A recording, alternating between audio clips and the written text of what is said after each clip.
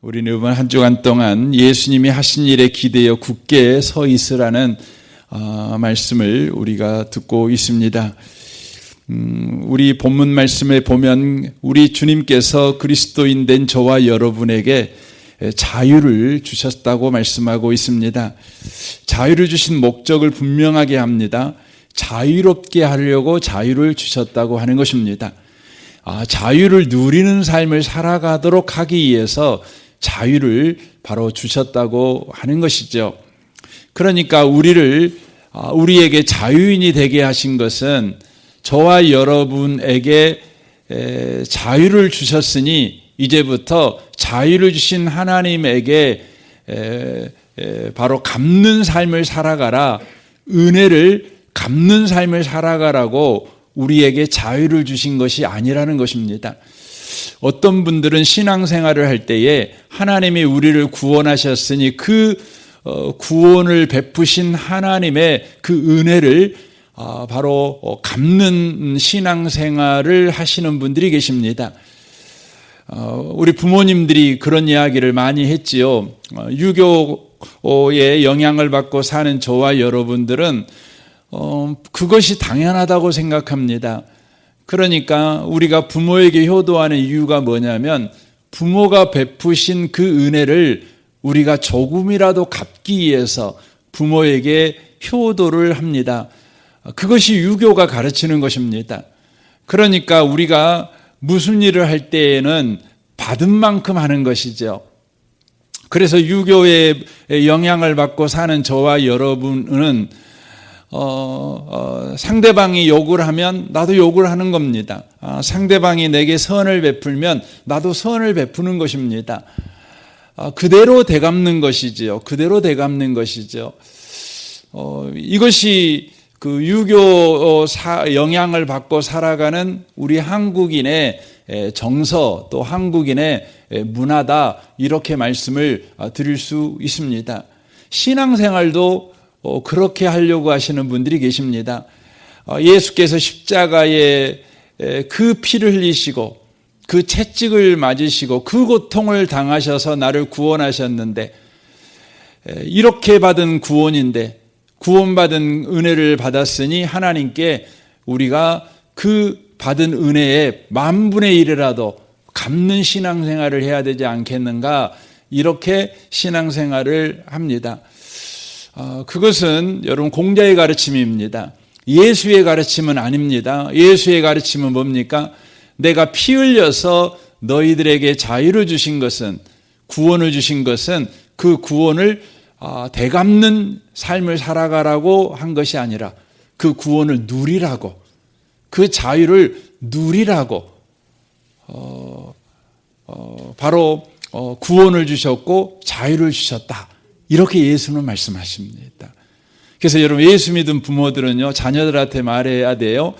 니들이 나중에 돈 벌어갖고 엄마 아빠 뭐 보상하려고 할 필요 없어. 하나님이 엄마 아빠의 인생은 책임져 줄 거야. 너희들이 엄마 아빠의 사랑을 받아서 이렇게 잘 컸다면 그걸로 고맙다. 그리고 너희들을 그렇게 잘 살아. 마음껏 살아. 부모에 매여 살지 말고 마음껏 살아. 내 인생은 하나님이 책임져 줄 거야. 그러니 니들이 내 인생 책임지려고 그렇게 할 필요 없어. 여러분, 그렇게 말했으면 좋겠어요. 우리 하나님은요, 오늘 저와 여러분에게 그렇게 말해요. 내가 십자가에서 피 흘려 너에게 허락한 구원, 그 구원을 구원이 얼마나 놀라운지를 너 마음껏 누리고 살아라. 그래서 오늘 본문이 말하는 겁니다. 그리스도께서 우리를 자유롭게 하려고 자유를 주셨다, 이렇게 말합니다. 그러므로 굳건하게 서서 다시는 종의 멍에를 매지 말라라고 말씀합니다. 신앙생활은 자유인으로서 살아가는 것입니다. 종의 멍에를 매지 않는 것입니다. 여러분이 신앙생활을 해갈 때 여러분을 종교적으로 묶어버려요. 뭐 또 어떤 형식으로 묶어버려요. 예수 믿는 사람은 이렇게 살아야 돼, 저렇게 살아야 돼, 뭐 이런 식으로 여러분을 막 묶어요. 여러분, 그것을 여러분 거부하시기 바랍니다. 예수 믿는 사람은요, 예수 안에서 자유롭게 살아갑니다. 자유롭게 사는 것입니다. 중요한 것입니다. 그래서 여러분과 저희가 자유롭게 살아가는 자유인이 되기 위해서는 어떻게 해야 되냐면, 바로 내가 행한 것을 근거로 해서 인생을 살아가는 것이 아니라 예수께서 하신 일을 바로 의지해서 인생을 바로 살아가야 된다고 하는 것입니다. 그래서 오늘 본문 2절은 이렇게 이야기를 합니다. 보라, 나 바울은 너희에게 말하노니 너희가 만일 할례를 받으면 그리스도께서 너희에게 아무 유익이 없으리라 라고 말씀합니다. 이 본문 말씀을 여러분 오해하시면 안 돼요. 그러면 할례 받으면 안 된다, 할례 받으면 그 사람은 지옥 가, 이렇게 여러분 이해하시면 안 돼요.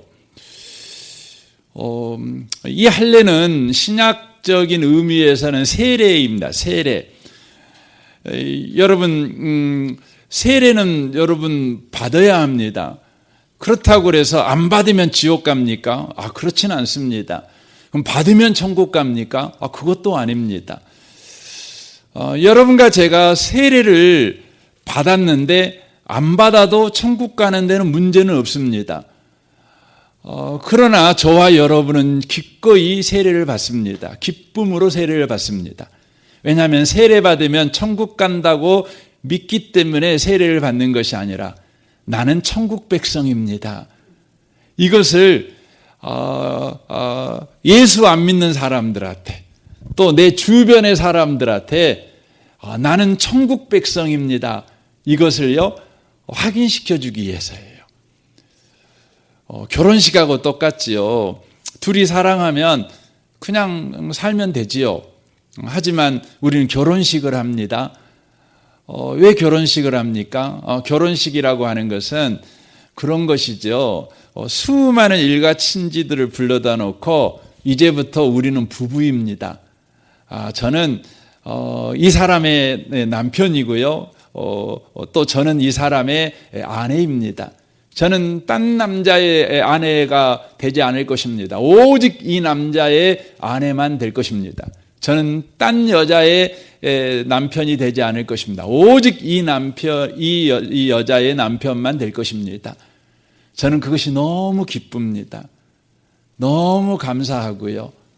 그래서 여러분, 저희들이 얼마나 서로가 부부로서 기쁘게 살아가는지, 감사하게 살아가는지 여러분이 기도해 주시고요, 증인되어 주십시오.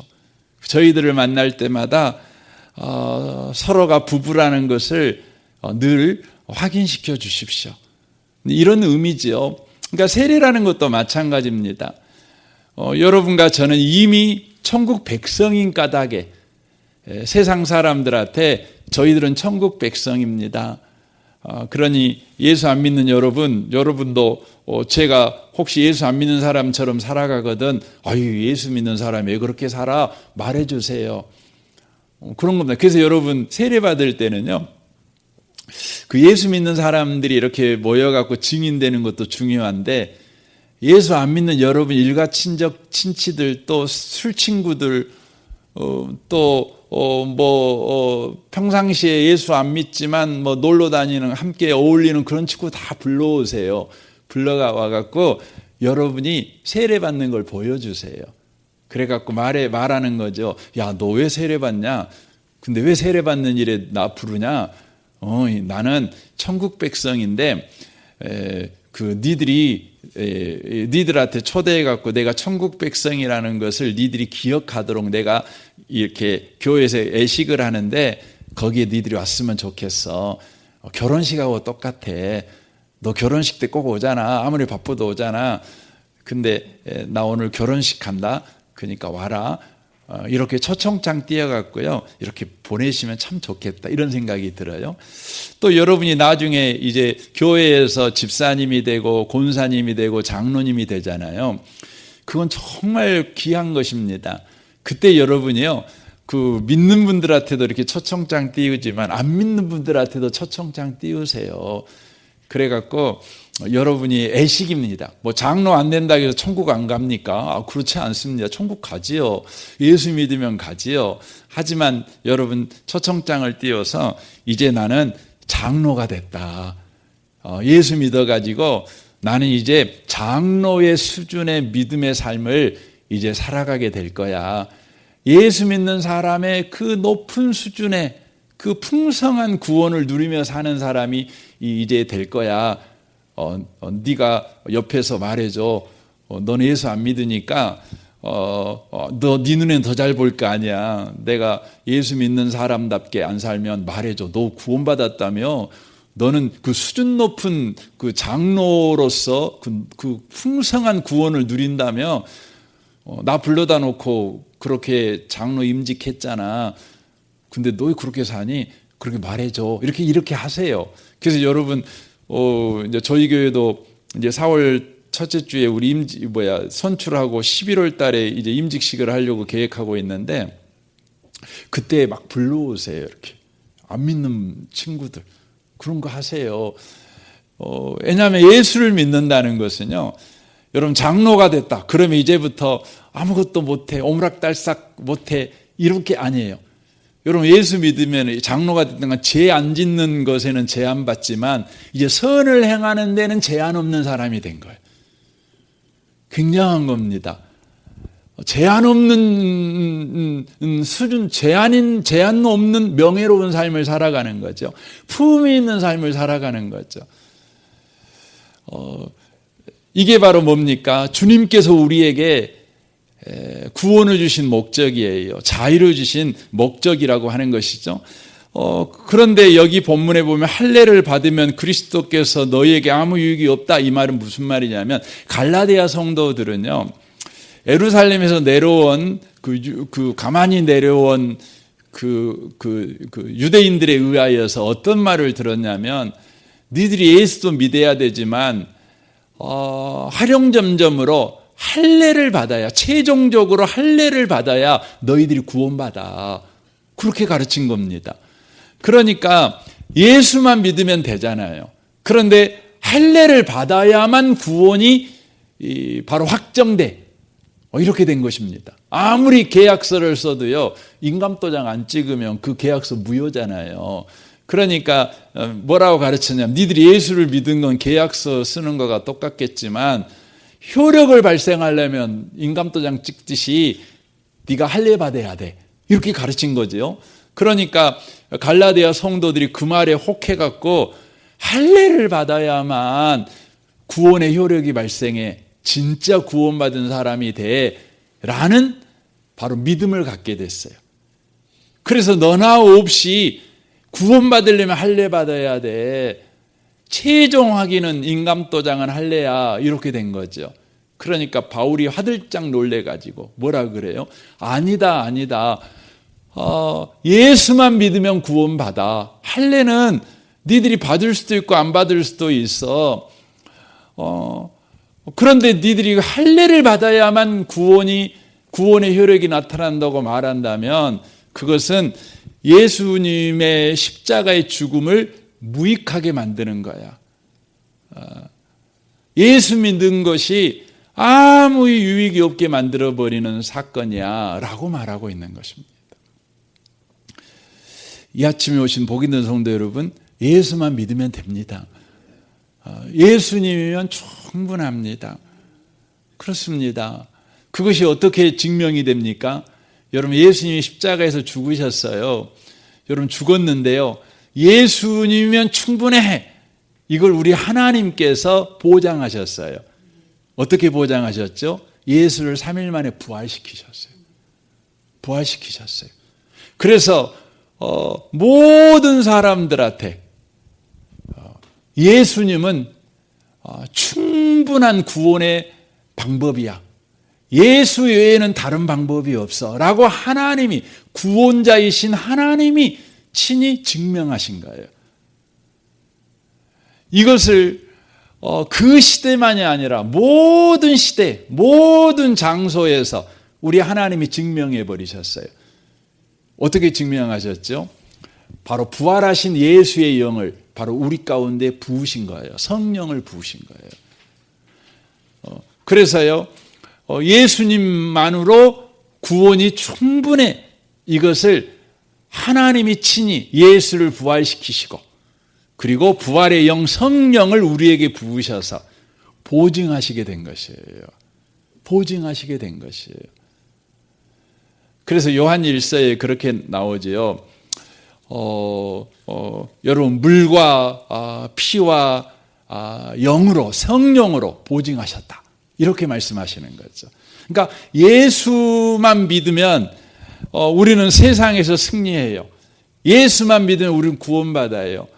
그것을 우리 하나님이 보증하죠. 예수를 십자가에 죽게 하시고 그리고 그 예수를 부활시키시고 부활의 영 성령을 우리에게 보내심으로 예수님이면 충분해.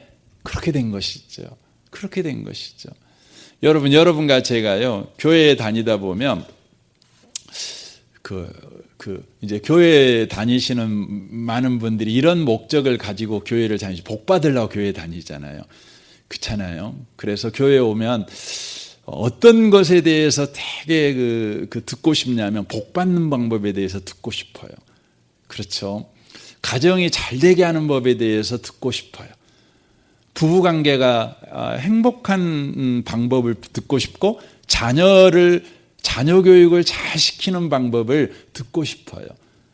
듣고 싶죠. 그래서 교회에 오면 그런 이야기를 할 때 귀가 쫑긋해지는 거죠. 그런데 그 이야기를 가만히 들어보면 우리 보고 착하게 살아라, 기도하고 살아라, 예배생활 잘해라, 뭐 이런 것들 가르치잖아요. 전도도 잘해라. 여러분 그거 나쁜 거 아니잖아요. 좋은 거지요. 또 말도 잘하고 살아라, 막 이런 걸 배우죠. 그러니까 들어보면 다 맞는 말이에요. 아 그래, 그렇게 살면 정말 복 받을 것 같아. 내가 그렇게 안 살아서 복 못 받았어? 이런 생각이 저와 여러분에게 들지 않겠습니까? 그러나 저와 여러분이 기억하셔야 돼요. 제가 좀 전에 소개해드렸던 것이 나쁜 것은 아니지만 그것이 복 받는 방법은 아니에요. 복을 받는 방법은 딱 한 가지밖에 없어요. 예수 믿는 거예요. 믿음으로 사는 거예요. 그러면 좀 전에 소개했던 건 뭡니까? 복 받는데 상관 있는 것이 아니라 복을 받은 자가 살아가는 방식이에요. 복을 받았으니까요, 말도 좋게 하죠. 여러분, 복 받으려고 말 좋게 하려고 하면은요, 3일 넘기기 어려워요. 그쵸? 복 받으려고 말 좋게 해야지 하고 작심해요. 복 받으려면 말 좋게 해야 돼. 말을 부드럽게 해야 돼. 근데 여러분, 그 3일 넘기기 어렵습니다. 그런데요, 이미 여러분과 제가 복 받았어요. 예수 믿어가고 복이 내 안에 충만해요. 나는 이래도 복 받고 저래도 복 받은 사람이에요. 그러면은요, 이런 상황이 되든 저런 상황이 되든 여러분 말을요, 이쁘게 할 수 있어요. 이쁘게 할 수 있어요. 여러분, 저는 이렇게 항상 지나갈 때 이쪽 쭉 가는데 새들이 있잖아요. 새들은 항상 어떻게 울죠? 어떤 새는 뭐 그냥 뻑꾹뻑꾹 울기도 하고 짹짹 울기도 하고 이렇게 울어요. 근데 그 새는요, 항상 그렇게 울어요. 겨울에도 그렇게 울고 여름에도 그렇게 울고 그래요. 왜 저렇게 울까? 왜 항상 똑같을까? 그 이유가 있죠. 그 이유가 뭐냐면 새의 생명을 가졌기 때문에 그래요. 여러분, 예수 생명을 갖잖아요. 그러면 항상 똑같아요. 생명이 있으면 똑같아요. 근데 사람 생명을 가진 사람은요, 사람 생명만 갖고 있어요. 육신의 생명만 갖고 있어요. 그러면 여러분, 사람은요, 언제나 그냥 변화무쌍하잖아요. 그냥 상황에, 환경에 얼마나 취약한지 몰라요. 얼마나 촉새처럼, 얼마나 또 이렇게 바뀌었다 저렇게 바뀌었다 그런지 몰라요. 여러분, 예수 믿는 사람은요, 복 받으려고 여러분 예배 생활하고 기도 생활하고 이렇게 사는 게 아니에요. 여러분 가정은 이미 복을 받았어요. 충분해요. 그러니까 우리는 기도하고 살아도 돼요. 우리는 예배하고 살아도 돼요. 우리는요, 감사하면서 살아도 돼요. 우리는요, 기뻐하면서 살아도 돼요. 제가 어제 빌립보서를 이렇게 쭉 읽었는데, 이제 제가 이번 주일날 설교를 준비하다가 빌립보서를 보고 싶어갖고 빌립보서를 쭉 읽는데, 빌립보서가 총 4장이잖아요. 근데 빌립보서에 가장 많이 나오는 단어가 뭔지 아세요? 그게 뭐냐면 기뻐하라는 거예요. 기쁨, 기뻐하라 이 말이에요. 자그만치 그 몇 번 나오냐면 17번 나옵니다. 제가 씌워봤어요. 이렇게 읽다 보니까 뭐 그전에도 알고 있었지만 근데 그 빌립보서가 어떤 책이냐면 바울이 감옥에 있을 때 쓴 책이에요. 바울이 나이가 60이 넘었어요. 이제 노인이 되었을 때고 몸에 병이 들었을 때예요. 그리고요, 두들겨 맞은, 너무너무나 많이 두들겨 맞아가지고 온몸이 그냥 그 고통스러운, 그리고 너무나 많은 시간 동안 이 전도 여행을 다니느라고 지치고 지친 그런 몸뚱아리 상황이에요. 근데 지금 병원에 있는 게 아니에요. 요양원에 있는 것이 아니에요. 지금 감옥에 있어요. 자기 몸을 돌볼 수 없는, 밤마다 끙끙 앓아야 되는. 저는 몸이 아프신 분들은 낮보다 밤이 더 아프잖아요. 저희 집사님 한 분 이미 천국 가셨지만 그분이 암에 투병 생활할 때 그 이야기를 하시더라고요. 갔더니 목사님, 밤이 무섭다고. 왜냐하면 밤만 되면 낮에도 힘들지만 그래도 참을 만한데 밤이 되면 그 고통이 너무 심해서 한다고 해서 아내를 깨울 수도 없고 너무너무 힘들다고 그 이야기 하시더라고요. 바울이 그랬을 것 같아요. 바울이. 그리고 바울은 이제 곧 이제 재판을 받아야 돼요. 재판장이 누구냐? 황제입니다. 그 사람이 네로입니다. 네로. 가장 악한 왕이잖아요. 그럼 재판 결과가 좋을 리 만무하잖아요. 그런 재판을 앞두고 있어요. 근데다가 자기가 죽도록 고생해갖고 가서 복음을 전했던 빌립보 교회의 소식이 들었는데 그 빌립보 교회가 지금 싸움 나갖고 교회가 완전히 풍지박산 났다는 소문을 들었어요. 그러니까 하나도 좋은 것이 없죠. 근데 바울 사도가 빌립보 교회에다 편지를 쓸 때요, 기뻐하라. 내가 다시 말하느니 기뻐하라. 뭐 이렇게 편지를 쓰는 거예요. 전라도 말 얼척이 없는 겁니다. 뭐 이럴 수 있냐 생각합니다. 근데 바울 사도가 그렇게 하는 이유가 뭐죠? 주 안에 있으니까. 우리가 예수 안에 있으니까. 너는 기뻐해도 돼. 몸이 아픈데요. 아니, 너 예수 안에 있잖아. 근데 너 기뻐해도 돼. 죽을 지경인데요. 아니야, 너 기뻐해도 돼. 이렇게 되는 것이죠. 되는 것이죠. 사랑하는 성도 여러분, 우리가 예수 안에 있다는 것을 놓치지 않으셨으면 좋겠습니다. 그래서 여러분과 제가 살아갈 때요, 계속해서 파고 들어가야 되는 게 뭐냐면, 예수 안에 있다는 게 대체 뭐지? 예수 안에 있으면 기뻐해도 되지? 예수 안에 있다는 것이 대체 얼마나 놀라운 것인데, 얼마나 높고 깊은 또 넓은 진리 간에 이런 상황, 이런 형편에 있어도 기뻐할 수 있다는 거지. 이렇게 예수를 여러분과 제가 주목해야 돼요. 예수를 깊이 생각해야 돼요. 예수가 하신 일을 계속해서 여러분과 제가 배워야 돼요. 그때 저와 여러분은 바로 그리스도인으로서 주님이 주신 자유를 누립니다. 저도 이제 신앙생활을 이제 어렸을 때부터 거의 60년 저도 신앙생활 이제 해가잖아요. 오직 많은 성도를 받겠어요.